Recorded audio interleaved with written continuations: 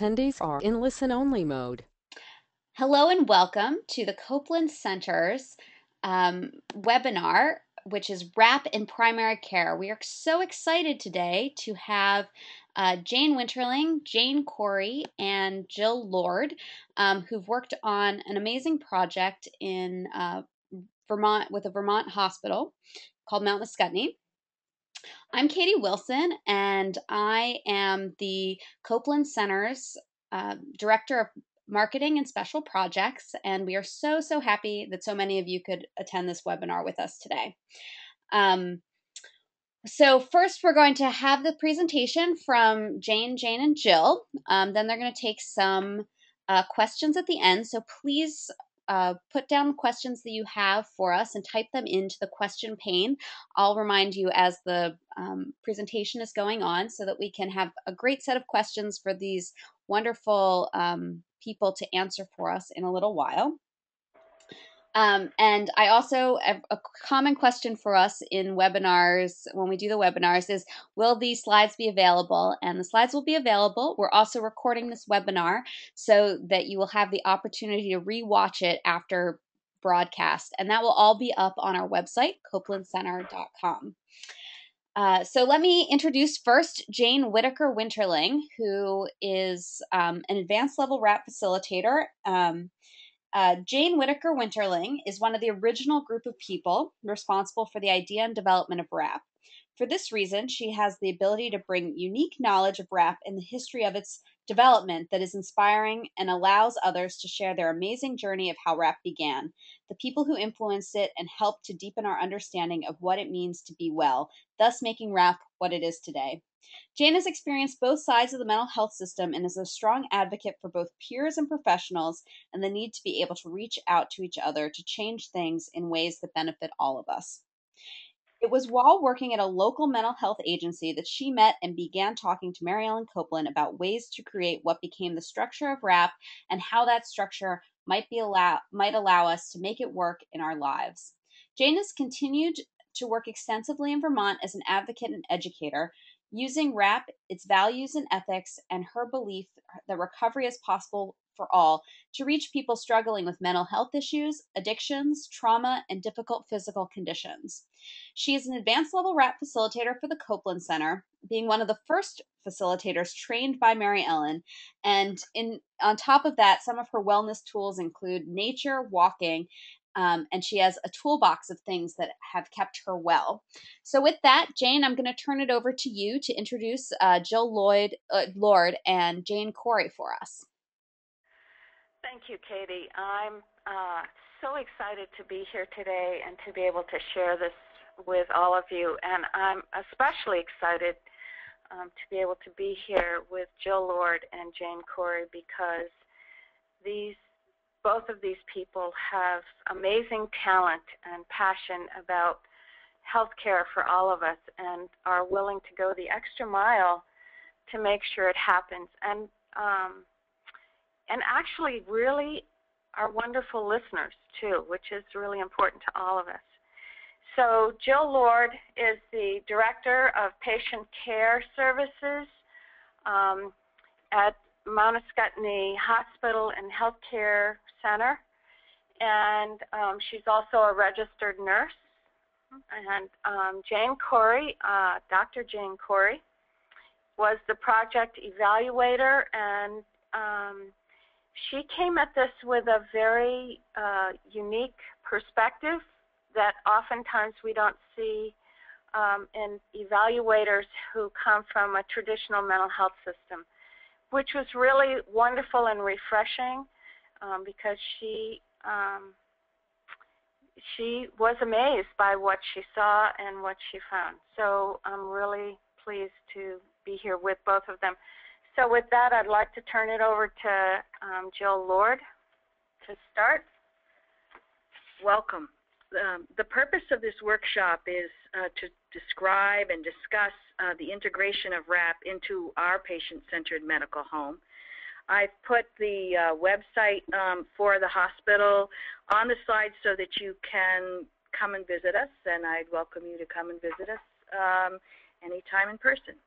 Our process will be to talk about the what, the why, and the how this came to be, and the outcomes. So who are we? Mount Ascutney Hospital and Health Center is a critical access hospital. We have 25 beds in rural Vermont, and we are a patient-centered medical home. We serve approximately 20,000 people. The purpose of this workshop and what we'll be talking about today is a project that we entered into with the support of HRSA and a rural health outreach grant to look at the lack of access to mental health services in our community, which is particularly challenged by both poverty and substance abuse.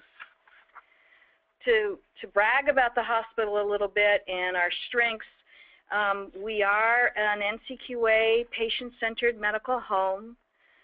We're members of the Blueprint for Health, which is a project of really healthcare reform and trying to work with high-risk populations to promote health in chronic care management and prevention. We have developed a strong community health outreach team and a community health team.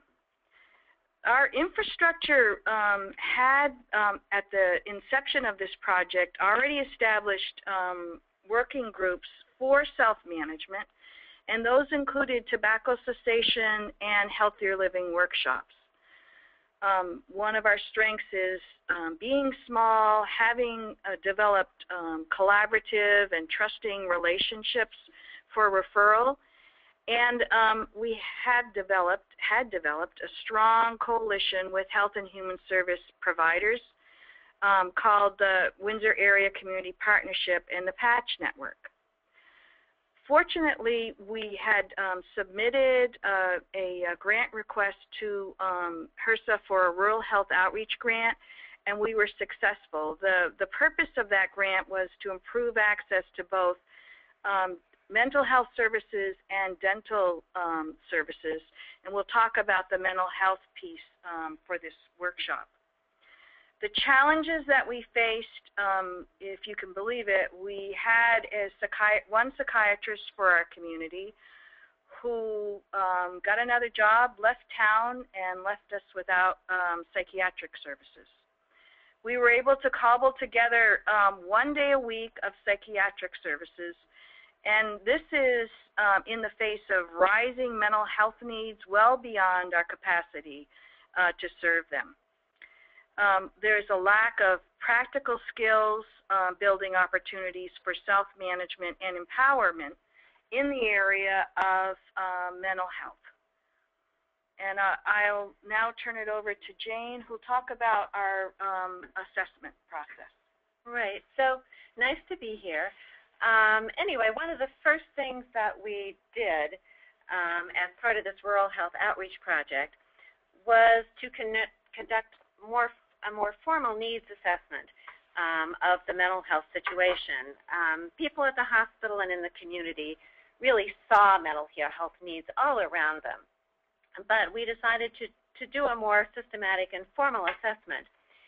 So we conducted 2 fairly broad-based community surveys. One was with health and social service providers, members of the coalition that Jill just referred to, the Area Community Partnership, and community business people. And those folks told us, 64% said that access to mental health services is a serious problem, and 61% said it was getting worse. We also surveyed 165 healthcare consumers, folks who came through the door of the hospital for whatever. And they identified 5 major barriers to quality mental health care for them. And first and far and away, most important, was cost. But also, following cost, there was the availability of providers. There was actually knowing what was a treatable mental health problem, knowing where to get help, and overcoming the stigma of having a problem. So with that information in mind, we also did a more in-depth survey of local therapists and primary care providers. giving us a finer-grained look at the problem. So what they told us, I'm going to read two quotes from these rather extensive interviews, and these are fairly representative. So, I mean, we have a psychiatrist, we have a local mental health agency, but the waiting list is long for both. And by default, these patients are often both diagnosed and managed pharmacologically by their primary care physicians. And as one person told me, they said, therapy isn't that hard to find, and if you're about to commit suicide, then you can be hospitalized. But for those who are less acute, there is no immediate psychiatric backup. And you know, the lack of adequate psychiatric coverage has been discussed a lot in the national press, but it was very powerful to hear from these physicians both the stories of their patients' struggles, but also their own struggles to try to serve them. Next slide. So one said, you know, treating mental health needs is approximately 30 to 40% of my practice. Not that these patients didn't have other needs as well, but they had mental health needs. Another said, we primary care docs do mental health care ourselves. There's a vacuum for mental health services here. We already prescribe for things like anxiety and depression, but we can't handle things like schizophrenia, bipolar, etc. You can't get them into mental health services. We just kick things down the road, and it's pathetic. Another one said, as primary care MDs, we are asked to manage issues that are outside the scope of our practice, and that's scary. We need more support from professionals. And so, with those thoughts in mind, the hospital took over. So this is Jill Lord again, and you can see we have a problem. So the problem statement, coordinating care is going to continue to be a huge problem for the professional providers, and we anticipate that it's going to become more and more pronounced as caseloads get larger and time constraints become an issue. We also recognize that it's the likelihood of us being able to attract and retain psychiatric services is very poor, slim, and the majority of people will continue to need to get their mental health care, both for diagnosis and medication from the primary care MDs. We need a solution. We recognize that in the face of these problems, that self-management and building skills within our population and providing recovery programs for patients and their families will be critical to the overall well-being for both our community and its members. We developed a strategic plan, and that strategic plan included the needs assessment that Jane Korey described, and we built a coalition focused on mental health providers, administration, medical staff, and evaluation experts, working in support with technical assistance from HRSA and the Rural Health Outreach Grant. We did our research. We had suggestions of programs that were best practices. We reviewed each of these programs and selected WRAP as the preferred process for us to achieve our goals. Why WRAP? Well, we felt that WRAP contained a process that built skills, actual practical help for people. It's a win-win program.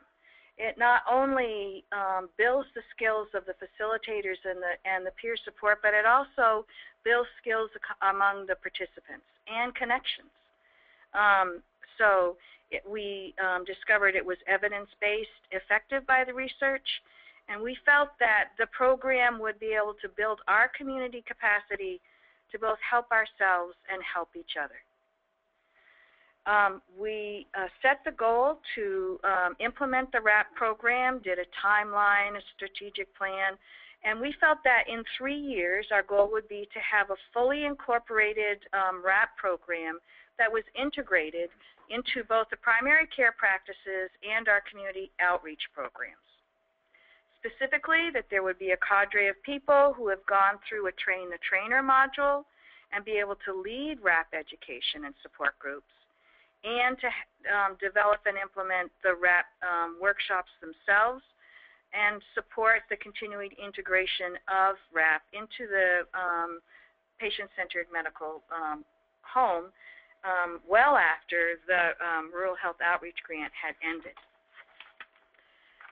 We were so fortunate. You heard the introduction of Jane Winterling at the beginning of this program. We had a local expert, highly skilled and compassionate consultant that we were able to reach, so we felt we would be able to implement the program with her assistance to improve and sustain access to mental health services in the Windsor area by implementing the WRAP program, to work with and keep the mental health work groups fully informed of the activities and the outcomes of the project, and to be able to work with key hospital staff to ensure integration of this program with our already existing prevention and wellness activities. The hospital has an infrastructure and community health outreach program that we developed to be a one-stop shopping process. We knew that the providers already overwhelmed by needs and care of their patients. We needed to make it simple for them to do the outreach, and so we built WRAP into that existing network. The other strength that we have is someone by the name of Lauren Hastings. And in fact, as you'll find out, we were able to spread this program through the state of Vermont. And we're having people refer to Lauren as the Lauren of Burlington or the Lauren of Williston, etc. Lauren, working with Jane, was a powerful duo that was able to implement the program and integrate the program. The other piece of WRAP that we appreciate is the fact that it's strength-based, it's wellness-based, and so we started on the implementation of the program with the ready help of Jane Winterling, and I'll ask Jane to talk about how that happened. Thank you, Jill. So the how, laying out the plan year one. So I worked closely with the program development work group on ways to introduce and connect WRAP to the hospital referral system and community providers. And, everyone was really excited, but because we wanted this to be successful, we ended up slowing it down enough to be able to put steps in place that were critical to building enough infrastructure and education in the community that it could sustain itself. The action steps that we developed were to provide 2 WRAP program overviews to medical agency staff, volunteers, and any interested community members. These were so important because this was where my job was to come in and inspire people to want to take these workshops, as well as educate them about the program enough so that they would want to refer people. So the overviews were both educational and experiential. I talked about my own experience with getting mental health services provided by my primary care physician, and the importance of having self-help tools that I could use for my own wellness.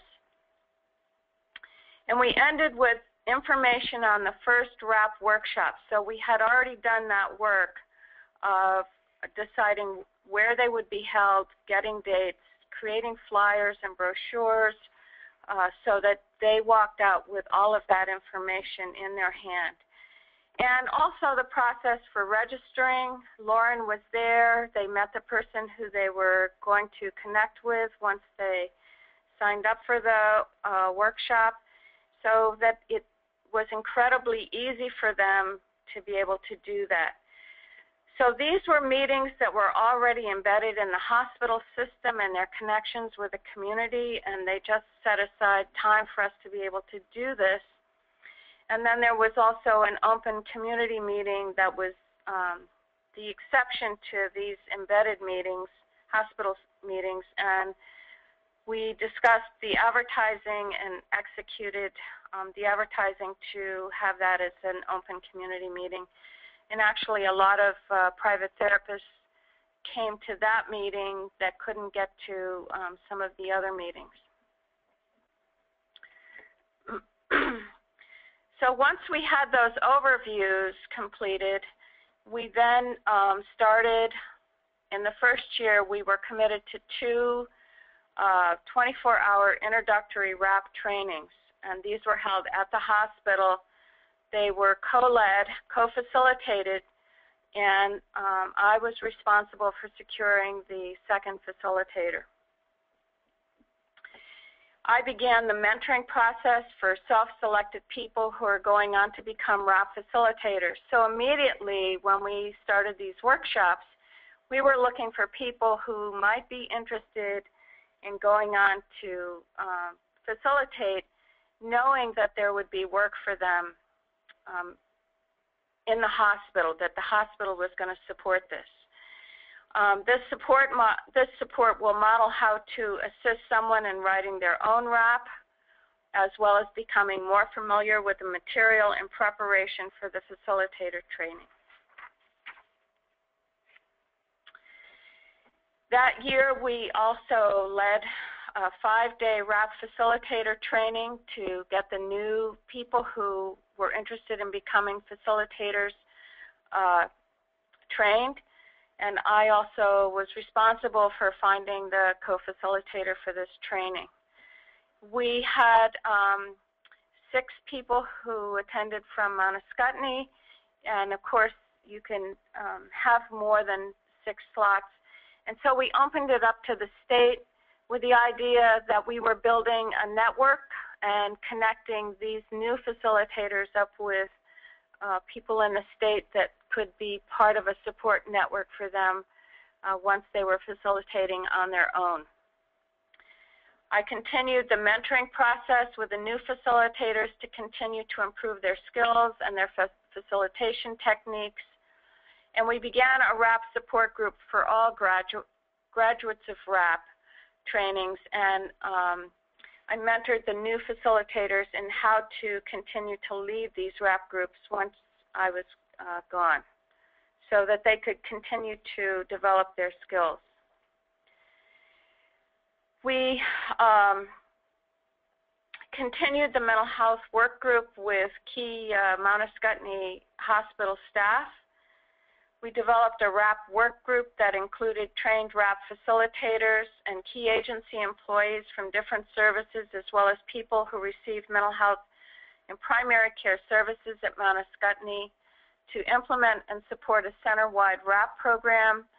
This work group initially met monthly and moved to quarterly as the program is developed, and they have been really excited about spreading WRAP throughout the community and in many different venues.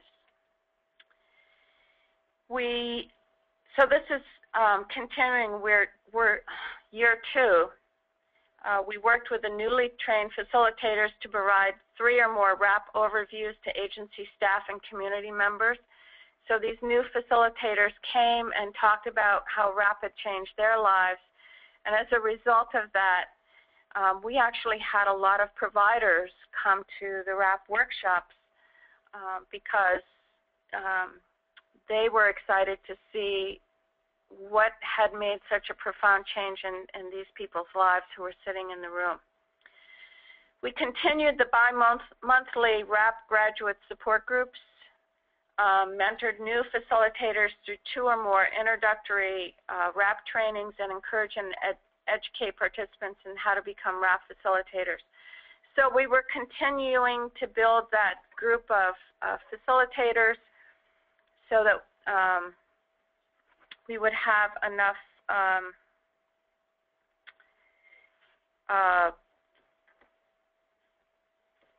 facilitators trained when I left because something always happens.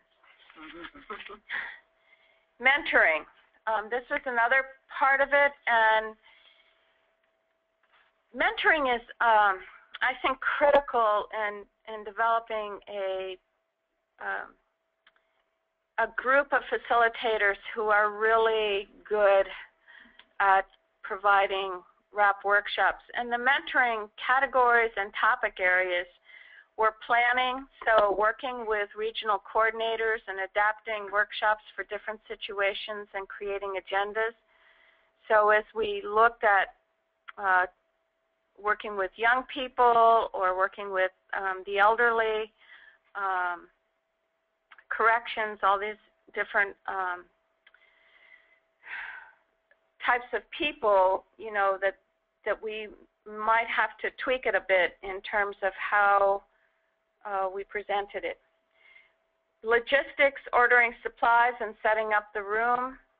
The environment is really important, and I worked a lot with Lauren on the types of rooms that we wanted, snacks, lighting, that sort of thing.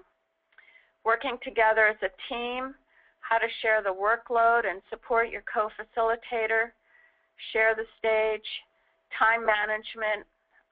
These things were important as well. Building self-confidence is huge because it takes a lot of courage to be in the front of the room and talk as a peer and allow yourself to be vulnerable and yet be able to facilitate the material as well. Style, using strength-based feedback helps facilitators see where their presentation skills could be improved in order to better connect with people in the workshop training. Disclosure, how and when to best use disclosure of personal information and personal stories.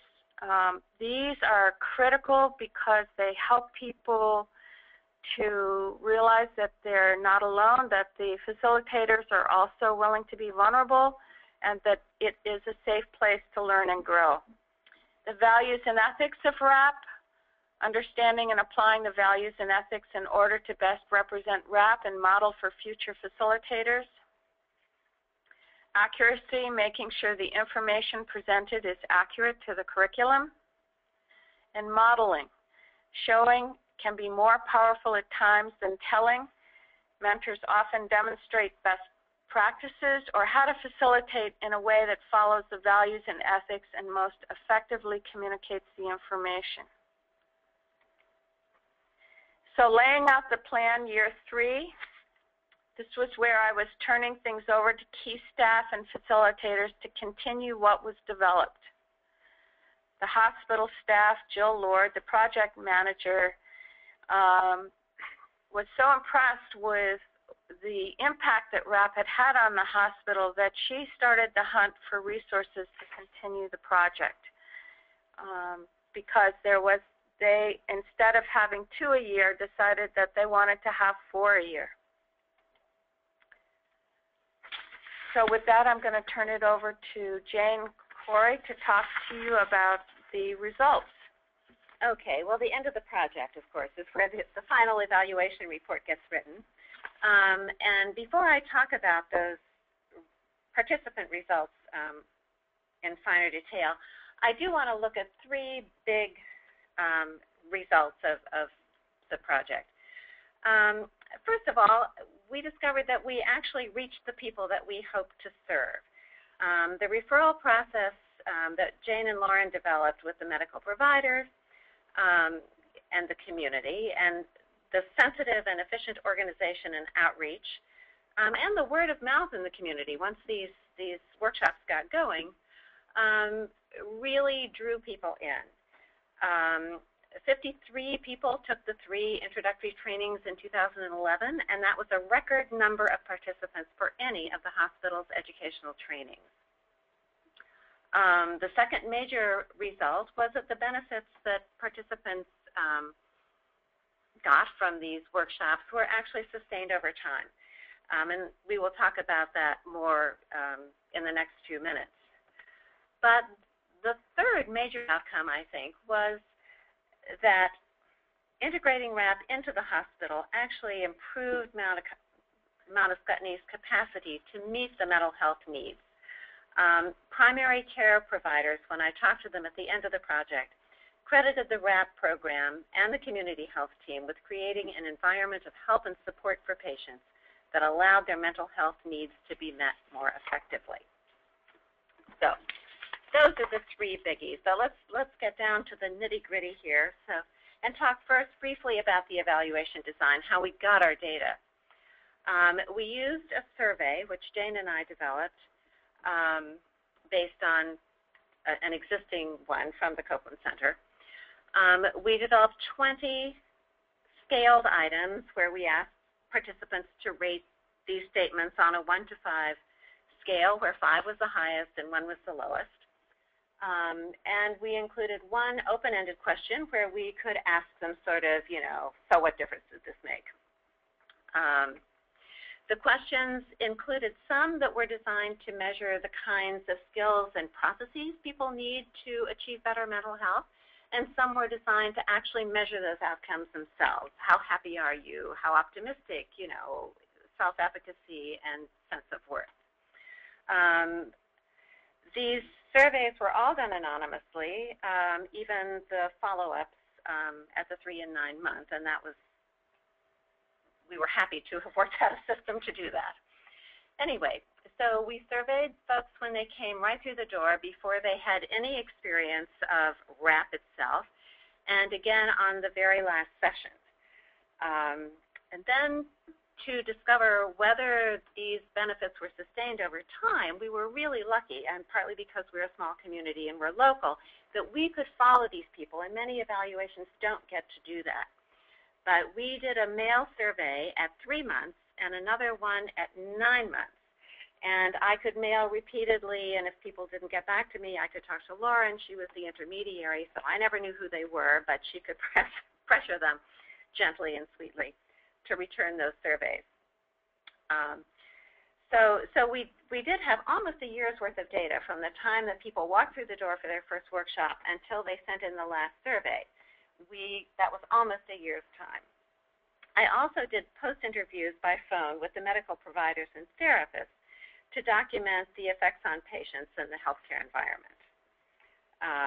Now, from this survey of 20 items, this is the nerdy part, folks, I created 4 what we call scales. These are sort of large combined variables where you can combine single variables on the survey into one variable that speaks to some underlying theme.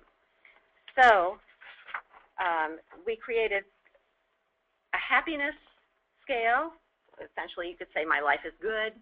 A support scale, which essentially means I'm part of a supportive network. An empowerment scale, which says I'm in charge of my life. And a help scale, which means I can ask for help when I need it.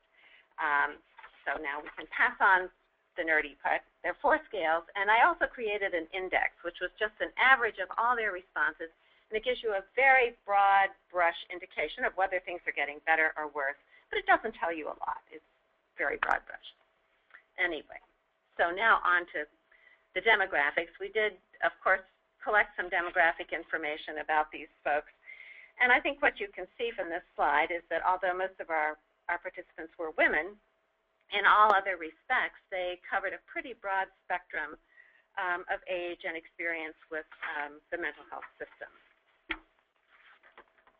So, on the pre-survey, the one they took on the very first day, ideally before they heard Jane say a single inspirational word, we asked them why they came, and these comments are pretty typical of what people wrote in that open-ended question. As one said, my life has always felt overwhelming to me. I've made very poor choices that have been difficult to overcome.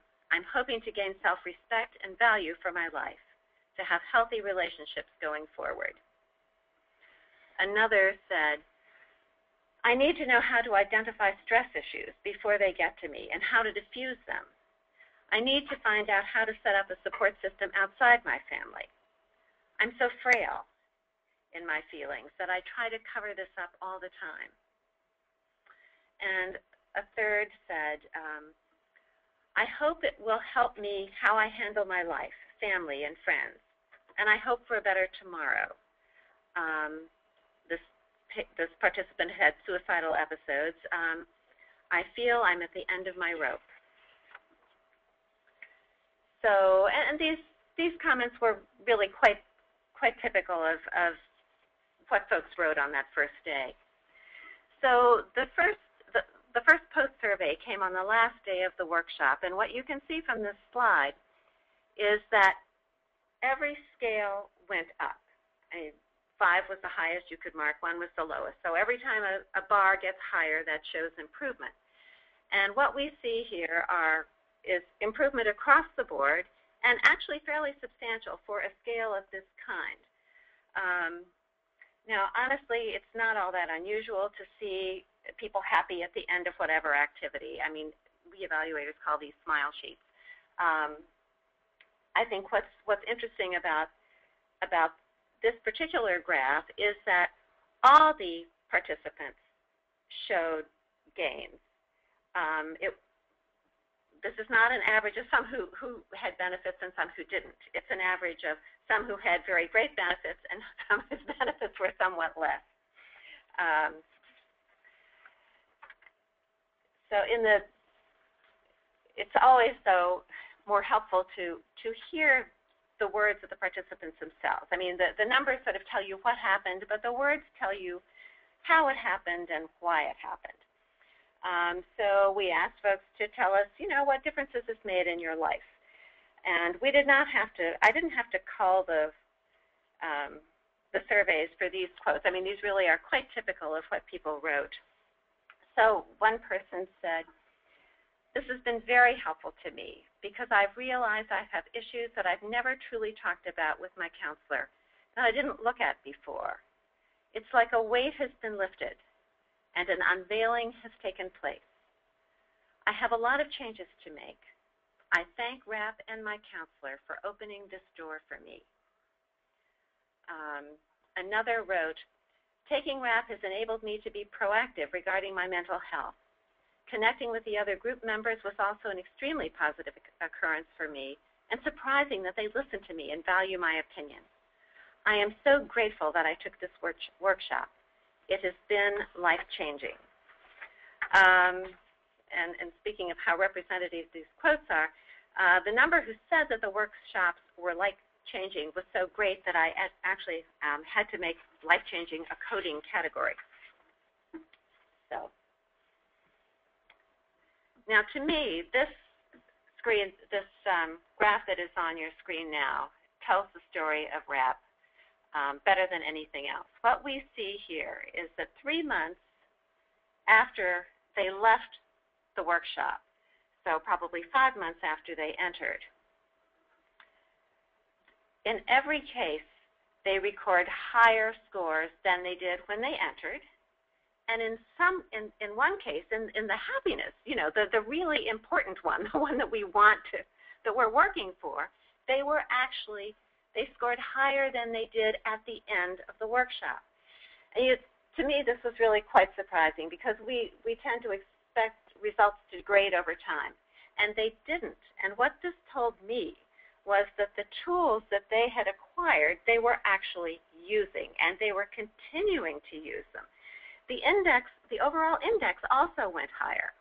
There was in only one case, the case of being able to help oneself, was there a slight and insignificant drop. So, I mean, this is the real measurement of success. Do people use these tools over time? Does it make a long-term difference in their life? And, I think we are beginning to see that it does. So, of those who responded after 3 months, 18 of the 20 said that their lives were now better off because of WRAP. And this was a typical comment. I refer to notes often that I took in class and handouts. Info helps remind me to take care of me and to try to do things to keep spirits up. This was a great help to me. I set up phone communications with friends and family to help me stay on track, and check-off lists implemented and used for meds daily. I'm sleeping better, which in turn helps my moods lift and feel better overall. It's reassuring to know that a bad day or two is not the end of the world. That's just normal. So, 9 months later, we sent out the same survey again with the same question at the end, what difference is this making in your life? Only 8 participants responded, which is not surprising. By now, we are a year from the beginning of the program, and there is always some falling off. What we also found was that the folks who did respond tended to be, they were those who had significantly greater needs based on an analysis of their pre-survey, significantly greater needs than those who did not respond. So, it's a hypothesis, but I will throw it out there anyway, that those who stayed connected with WRAP were those who most needed to stay connected with WRAP and who were motivated then to respond. They all said that WRAP had been helpful in their lives. One said that she had learned many techniques to use when she was having a difficult time. It gave her insights and awareness. Another said essentially that it had been a long time, and she felt that she really needed to revisit these issues, that being by herself made it difficult.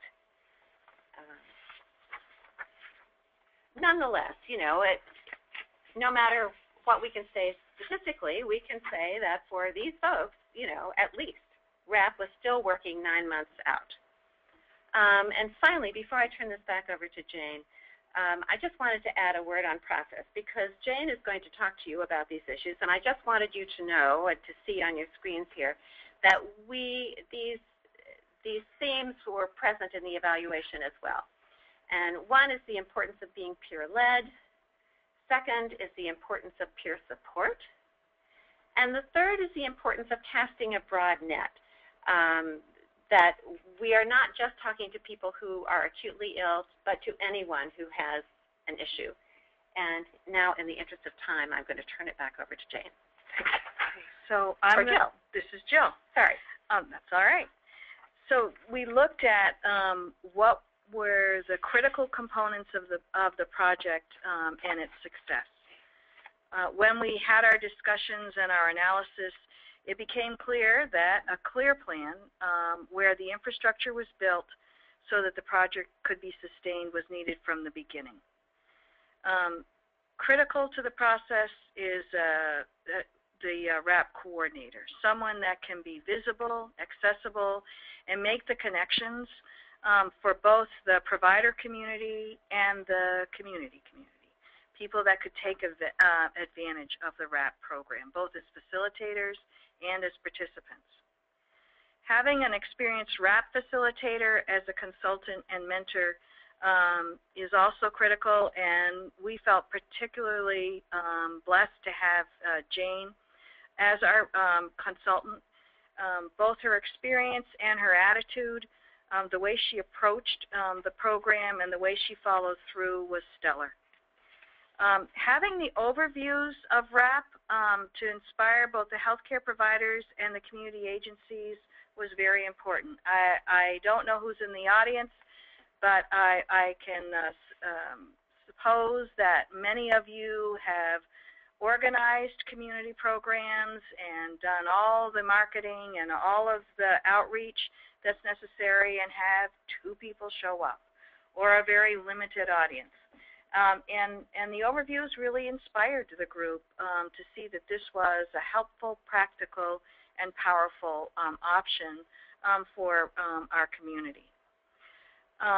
We needed to make sure that we had a clear and easy referral process, and we felt that we did that through our existing community health outreach program.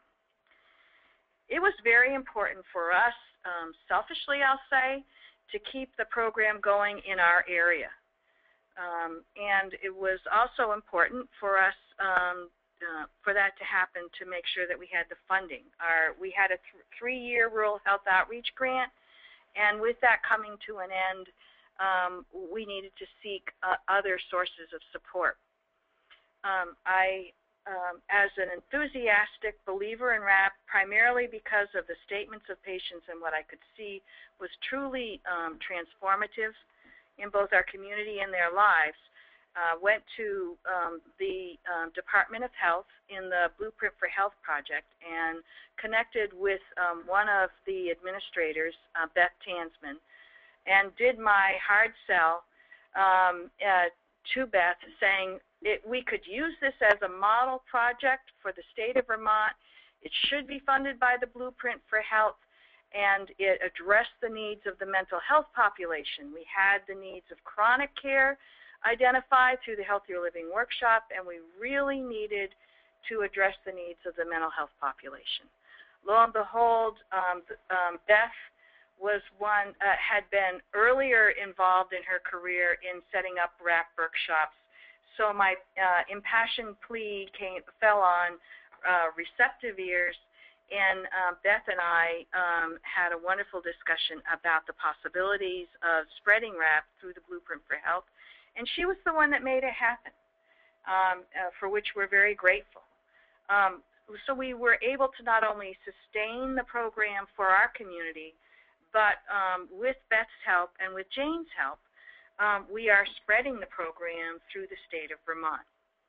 There are 4 medical homes and sites similar to Mount Ascutney, 14, similar to Mount Ascutney in Vermont, and all of them will now have the option of incorporating WRAP into their educational support trainings.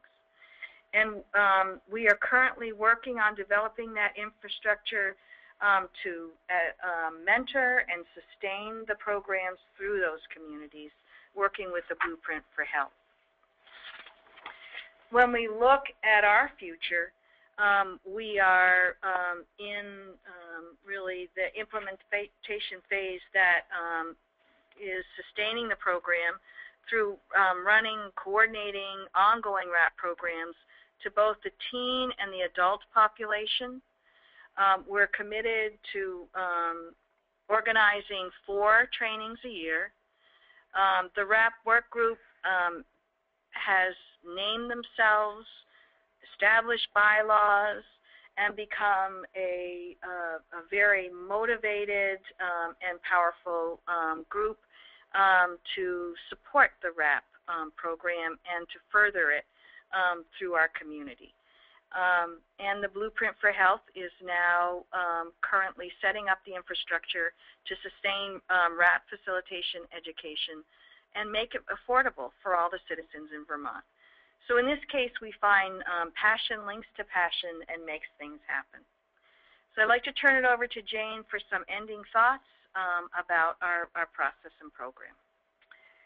So through the process of being involved with primary care, and because doctors started referring people for chronic conditions that made them a little depressed and irritable, but they didn't really feel like they had mental health challenges, I've come to really realize on a very tactile level that WRAP works for any chronic condition, and that we can all sit down in a room and talk about how to achieve wellness from a place of mutual respect and hope that brings about changes.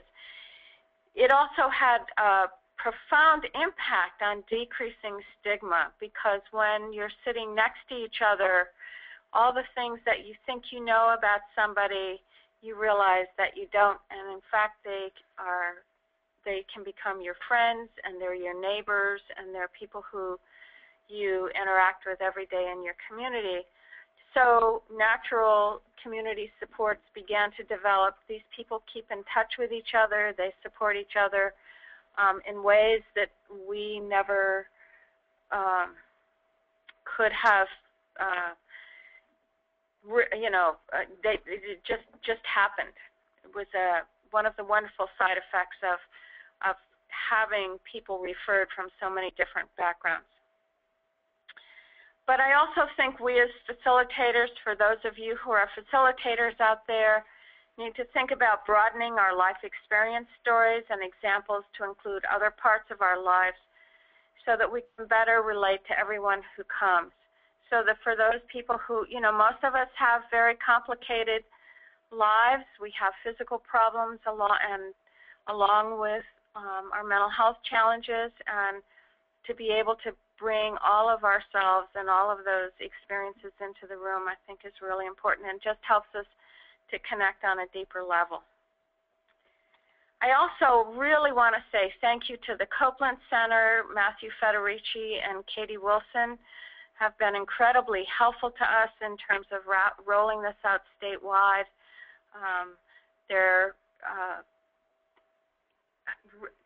I just can't say enough wonderful things. They've helped us come up with the implementation guide.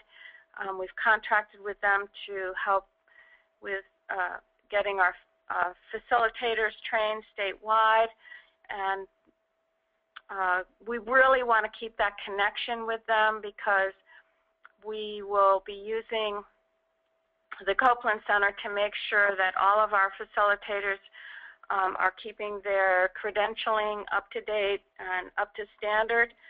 And please, if you're thinking about doing this in your state or even your hospital, connect with them because they're an amazing resource.